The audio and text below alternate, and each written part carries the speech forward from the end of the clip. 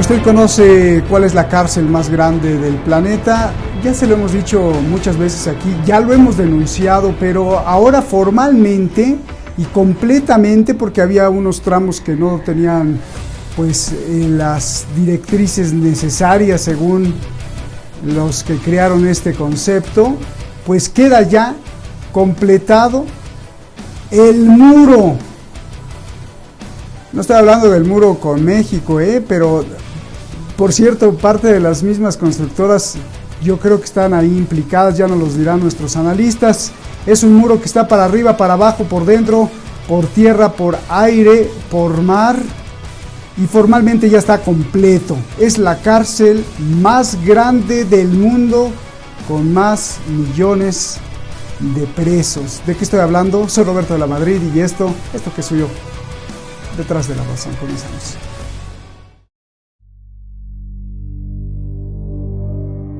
Israel completa el muro de hierro. Anuncia que ha terminado de bordear la franja de Gaza con hierro, concreto, vallas subterráneas, radares y los sistemas de más alta seguridad. Son 65 kilómetros de miles de cámaras, sensores y 140.000 toneladas de hierro y acero.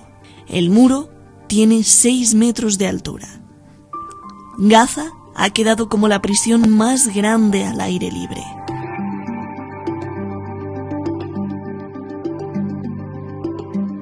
El muro se extiende al mar y al aire. En el cielo, drones y capacidad electrónica. Y en el agua, una barrera naval compuesta por barcos de guerra y radares submarinos para que nadie pueda salir o entrar.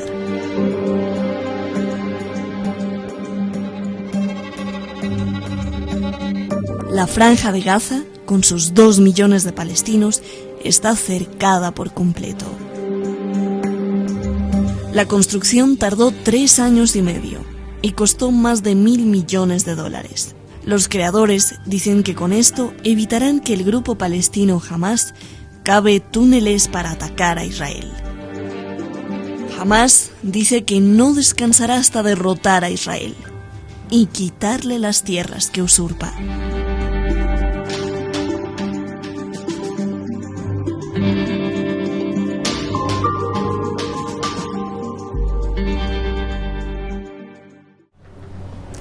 Muchísimas gracias al equipo de Detrás de la Razón, muchísimas gracias a usted. Este tema verdaderamente yo creo que lastima a todo el ser humano. Por eso tenemos a dos grandes, un investigador del Consejo Nacional de Ciencia y Tecnología y que además sabe mucho de Oriente Medio. Parte de sus estudios los ha profundizado justamente ahí. El doctor Jesús López Almejo, mejor conocido como el profe de RI, usted lo sabe ya desde hace mucho tiempo, da clases a nivel doctorado con esa calidad, gratuitas en una noble labor a través de las redes sociales. Jesús, muchísimas gracias por estar con nosotros. Y allá en España, gracias, y allá en España un gran amigo y activista, hermano no solo nuestro, sino de las causas nobles, y siempre levanta la voz cuando hay que levantarla para denunciar todas las atrocidades, sobre todo las que se cometen en Oriente Medio. Lo conoce y hace mucho que no lo veíamos. Lo conoce usted muy bien, pero hace mucho que no lo veíamos. Daniel Lobato, muchísimas gracias por estar aquí. Gracias, es un placer escucharlo siempre a los dos. Jesús, comienzo contigo. A ver, así rapidísimamente, este muro, ¿qué significa para el ser humano del siglo XXI, por favor? Bueno, fracaso sobre todo para el mundo occidental, que es el que principalmente ha venido apoyando el proyecto sionista de apropiación y de saqueo de la tierra palestina. Y fracaso porque una de las grandes metas que plantean para justificar invasiones en otros países es la expansión de la democracia. Y vemos que en el caso de Palestina hacen esa excepción. Pareciera que los palestinos tuvieran una condición menos que humanos, y por eso no importan para la narrativa sionista. La narrativa sionista justamente se ha caracterizado por este conjunto de contradicciones en donde se puede torturar, se puede secuestrar, se puede bombardear, se puede volver polvo una ciudad, y aún así aparecer en los medios de comunicación tradicionales, convencionales, dominantes, como los villanos de la relación, Roberto. Un fracaso, una contradicción total. Gracias por este primer acercamiento. Igual, Daniel, es un placer saludarte, un abrazo. ¿Qué significa este muro que estamos viendo que está completándose ya con alta tecnología para detectar todo por arriba, por abajo? Es impresionante lo que han gastado ahí y la tecnología que han puesto. Bueno, de hecho, armas a control remoto, ya no necesitan estar ahí los soldados israelíes, sino que se mueven y disparan. Y bueno, ¿qué significa esto para la historia de la humanidad, para el ser humano del siglo XXI? Daniel, por favor. Bueno, un abrazo fraternal para Jesús, por supuesto para ti, Roberto, para toda la audiencia del programa. Y por complementar lo que ha dicho Jesús, ese fracaso histórico, y enlazando con lo que tú dices de la historia, que supone en la historia de la humanidad, vamos a recordar un poco cuál es la historia de Gaza, porque en la narrativa, en los medios de comunicación se habla de Gaza y se habla de los palestinos que están allí, pero en general nadie sabe ni qué hacen allí ni por qué están allí. Parece que hubieran aflorado como setas de un bosque, y entonces indeseables setas que han aflorado, no sé si como mala hierba, y entonces no se sabe qué hacer con ellos.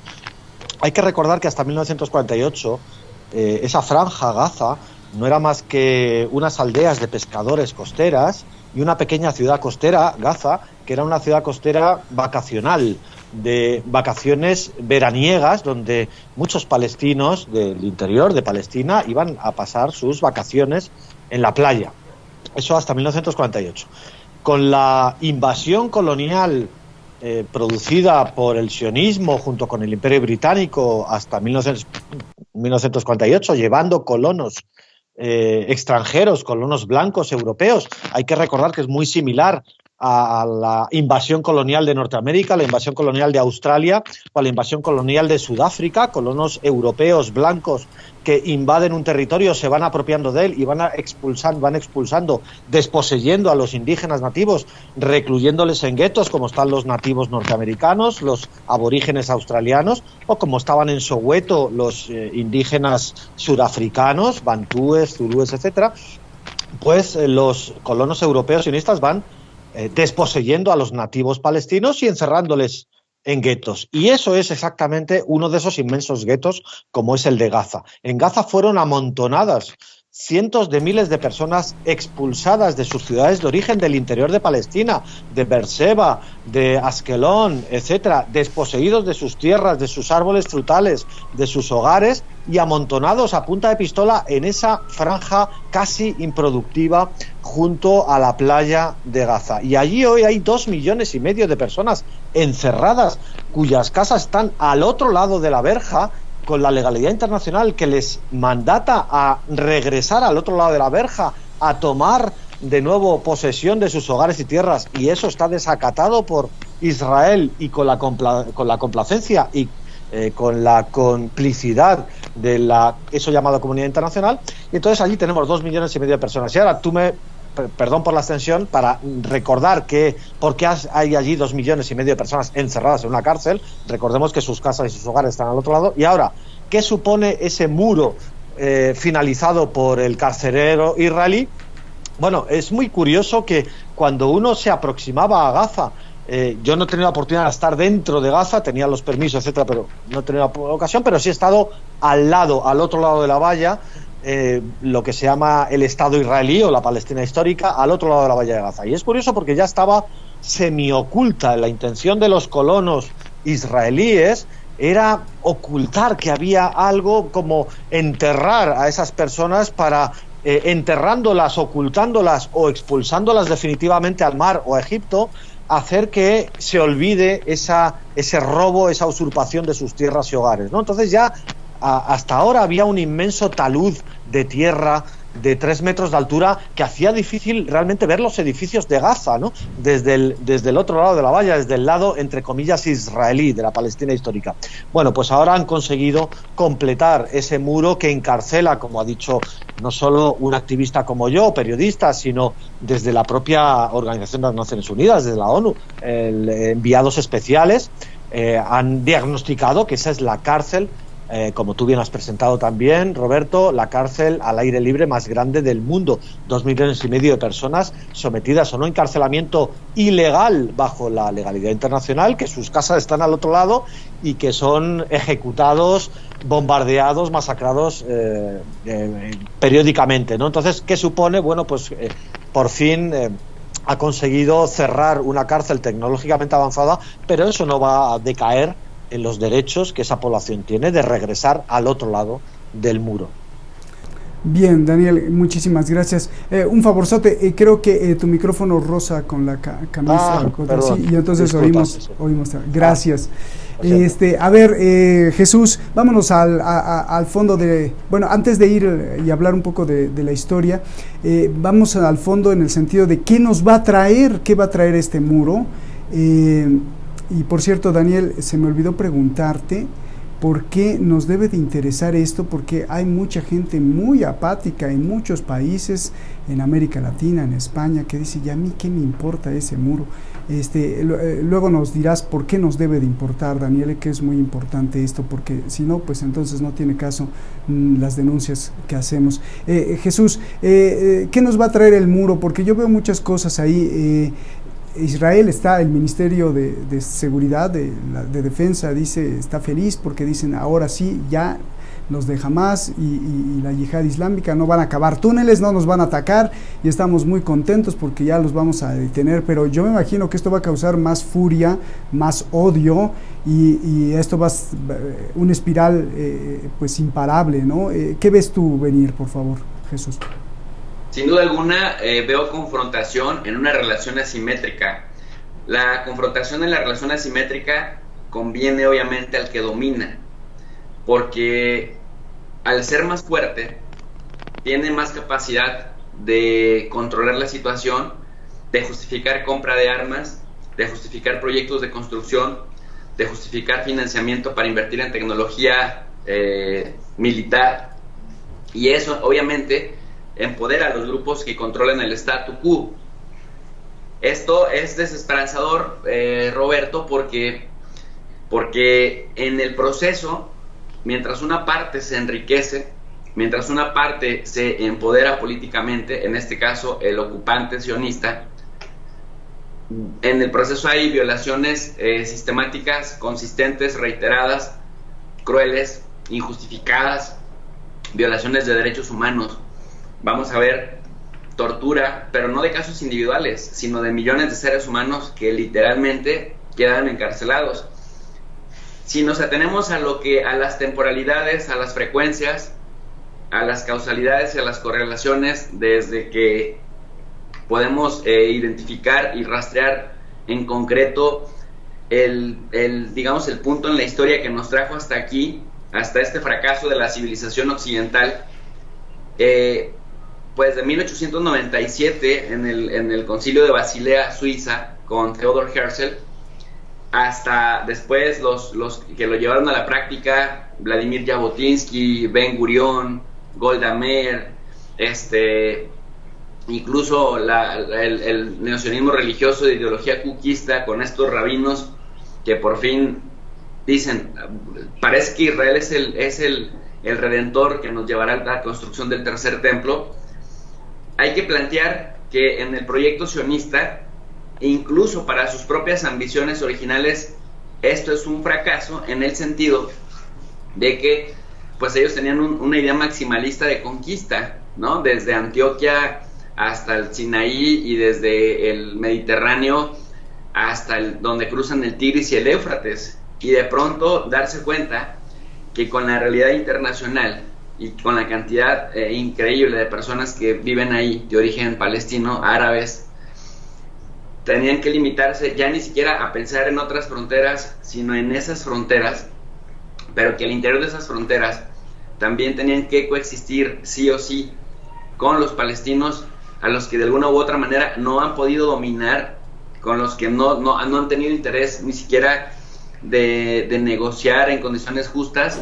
Me parece que a la luz de esto es la perpetuación y la continuación de lo que ya también hemos estado viendo en Cisjordania, que tiene pues el muro, tiene la idea como tal de construir separación, el apartheid, ¿no?, que también vimos en Sudáfrica, y la guetización de la sociedad palestina, nos habla de la perpetuación o de la perenidad de un conflicto que, pues decíamos, querido Roberto, nos muestra la civilización y las contradicciones de esta narrativa de la democracia, y pero al mismo tiempo también nos permite entender que estos grupos que reciben millones de dólares, cientos de miles de millones de dólares, justamente para mantener este tipo de estructuras de dominación, pues al mismo tiempo van a mantener ese poderío y no tienen incentivo para cambiar, Roberto.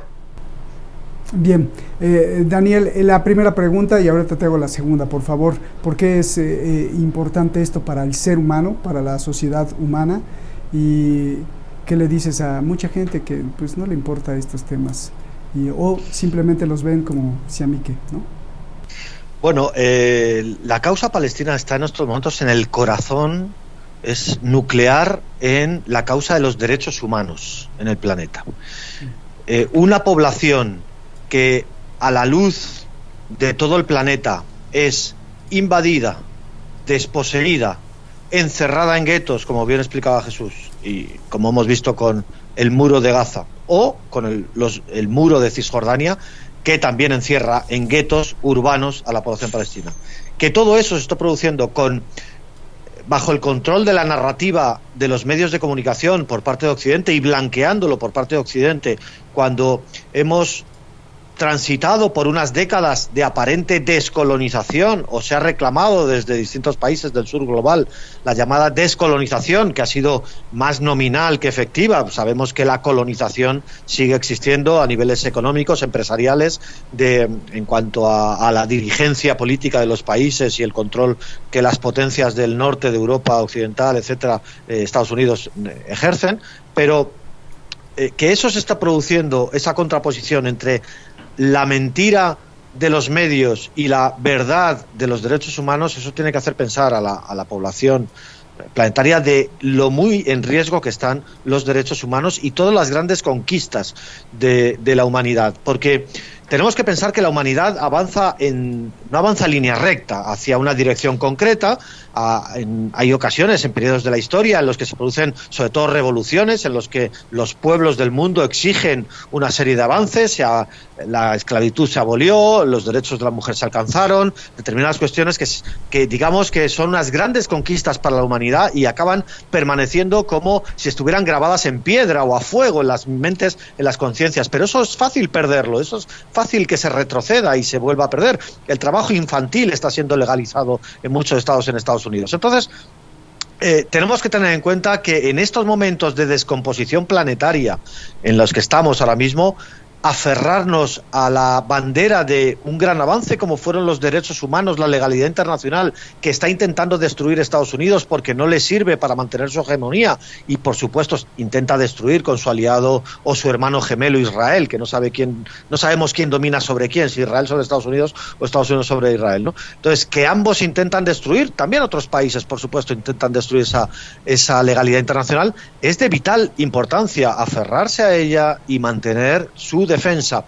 Ya vimos cómo Estados Unidos se retiró del Consejo de Derechos Humanos de la ONU, por supuesto Israel, se han retirado en la UNESCO, de todos aquellos foros que son profundamente democráticos, como a la vez también la Asamblea General de la ONU, que es un organismo democrático, un parlamento de países, no así el Consejo de Seguridad de la ONU, y por supuesto eso hace que la ONU sea defectuosa de nacimiento, pero la Asamblea General de Naciones Unidas es un órgano que en sí mismo es un parlamento de naciones, y cómo quieren anularla para crear un foro de países del primer mundo, que eso, bueno, el G20 y todo esto que viene a anular todas esas decisiones democráticas. Entonces, bueno, los pueblos del mundo tienen que ver que la causa palestina es una de las causas troncales de los derechos humanos del planeta y que hoy son los palestinos, mañana son ellos, los expoliados, desposeídos y encerrados en un muro por mucho que la legalidad internacional les defienda, ¿no? Gracias, Daniel, por explicarnos esto, y ahora te hago la pregunta, una pregunta que quiero ir mucho a la profundidad, porque Daniel, tú sabes que bueno, la preocupación de este programa siempre han sido los pueblos y no los que gobiernan a los pueblos. porque normalmente los que gobiernan a los pueblos abusan. Entonces, si nosotros nos retiramos y vemos el planeta desde lejos y vemos desde 1947, por ejemplo, hasta la fecha, vemos dos posiciones, la de Israel, que promete prácticamente aniquilar a los palestinos, y la posición de los que gobiernan a los palestinos de decir vamos a aniquilar al usurpador. Pero pasa la historia y no pasa absolutamente nada más que lo peor, la muerte para los de abajo, porque para los de arriba pues sigue habiendo riquezas a ambos, y hay quienes dicen que estos extremos se convierten o se convienen, es decir, se necesitan los extremos, tanto los que gobiernan Israel como los que gobiernan a los palestinos, y los que mueren pues son los pobres palestinos del pueblo palestino. ¿Es posible esto, que ambos dos puntos se necesiten los contrarios para estar subsistiendo y así perpetuarse en el poder de ambos lados con esta narrativa, Daniel? Que esto es muy importante porque el pueblo es el que sufre. Correcto, el pueblo es el que sufre, pero en todo caso nunca podemos establecer una equivalencia. No hay una equivalencia posible entre un opresor y un oprimido. No hay una equivalencia posible entre un invasor y un invadido, entre un desposeedor y un desposeído, entre quien desposee y quien es desposeído, ¿no? No hay equivalencia posible entre el violador de una mujer y la mujer violada. Entonces, y hay que recordar siempre la resolución 3070 de la ONU, de la Asamblea General de Naciones Unidas, en las que se reconoce explícitamente la emancipación y el derecho de los pueblos a la emancipación, a la libertad del colonialismo o de la invasión extranjera por todos los medios a su alcance, incluyendo la lucha armada. Eso expresamente en el texto de la resolución 3070 de la ONU. Y a su vez emplaza la resolución a todos los pueblos y países del mundo a ayudar a esos pueblos que están en esa lucha descolonizadora o de liberación nacional. Es decir, cuando Argelia se quería liberar de la invasión colonizadora de Francia, el resto de pueblos del mundo estaba obligado a ayudar a Argelia. Cuando el pueblo sudafricano estaba en su lucha contra el apartheid colonial de los afrikaners, de los blancos, la élite blanca europea, los pueblos del mundo estábamos obligados a ayudar, incluso militarmente, tal como dice la resolución, que se les provea de todo lo necesario para ejercer ese derecho que dice la resolución 3070. Por tanto, está el derecho de un oprimido a su resistencia, a recuperar su libertad, sus tierras, sus hogares, y no hay una equivalencia con el derecho del agresor a agredir. Entonces, partiendo de que no hay esa equivalencia, por supuesto, los países colonizadores, las empresas colonizadoras, han utilizado muchas veces a los propios indígenas cooptados para dos cuestiones. Por un lado, en un caso, para cooptarles como una herramienta que sirviera a sus fines colonizadores, y por ejemplo tenemos en Sudáfrica a esos indígenas buenos que eran los reyezuelos de los bantustanes, de los guetos nativos africanos, bantúes o zulúes, y tenemos a Mangosuthu Buthelezi, que era el reyezuelo de uno de esos guetos, del gueto de KwaZulu, del bantustán de KwaZulu, y ese era un indígena bueno porque para los blancos les ayudaba a implementar el apartheid, a mantener a sus indígenas africanos dentro de ese gueto. Y ese Mangosuthu Buthelezi, que por cierto todavía vive, ha sobrevivido a Mandela y a otros, era recibido en las cancillerías occidentales por Ronald Reagan, por Margaret Thatcher, etcétera, etcétera. Incluso impulsaron.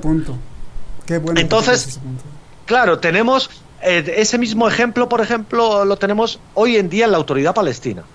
Mahmoud Abbas es un indígena cooptado a través de las subvenciones económicas y de la ONGización de la economía de los guetos palestinos, que solo son viables a través de la economía subvencionada de Occidente, porque la vida en un gueto es imposible y no es productiva.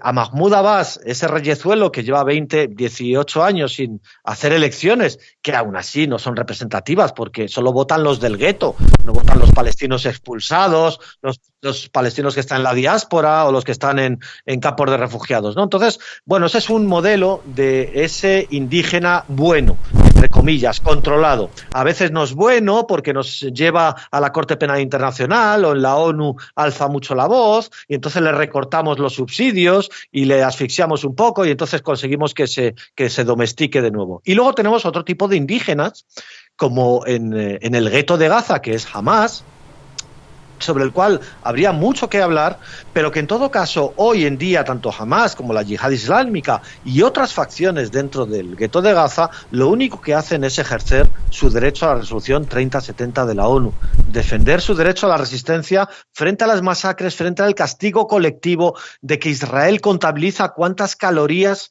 diarias promedio por cabeza entran en el gueto de Gaza. Eso se reveló de unos documentos del gobierno israelí que tenían contabilizadas cuántas calorías debían entrar o el agua. Sabemos que el 90% del agua de Gaza está contaminada y que no tienen agua potable apenas, ¿no? Entonces todo ese tipo de factores de que vayan muriendo por enfermedades crónicas, cánceres, tumores, que no pueden ser atendidos dentro de un gueto y que por tanto haya una muerte a cámara lenta, un castigo colectivo a cámara lenta, pues es un derecho legítimo a la resistencia frente a eso, incluso aunque no fueran bombardeados, desde el gueto arrojar bombas, balas, piedras, cometas incendiarias, lo que sea. Nadie pondríamos en duda si del gueto de Varsovia, hemos visto muchas películas al respecto, pues desde el gueto de Varsovia, desde el muro del gueto, se arroja una granada de forma aleatoria al otro lado del gueto como legítima defensa y acaba matando pues a un soldado alemán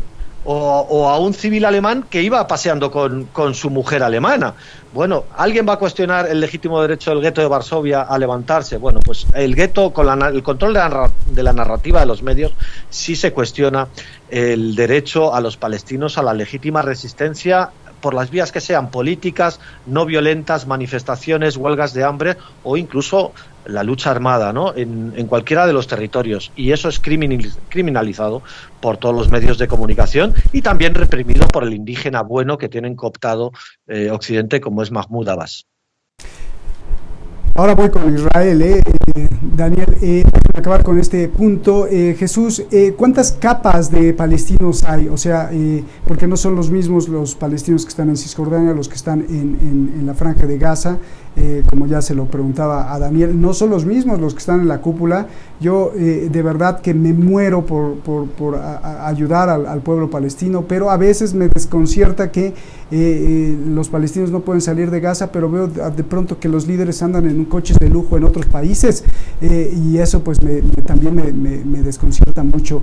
Explícame esto de la teoría de los dos extremos que se necesitan a veces para perpetuarse el poder y se llenan de una retórica en espiral que pues es destrucción para ambas partes, pero nunca pasa. Muy bien.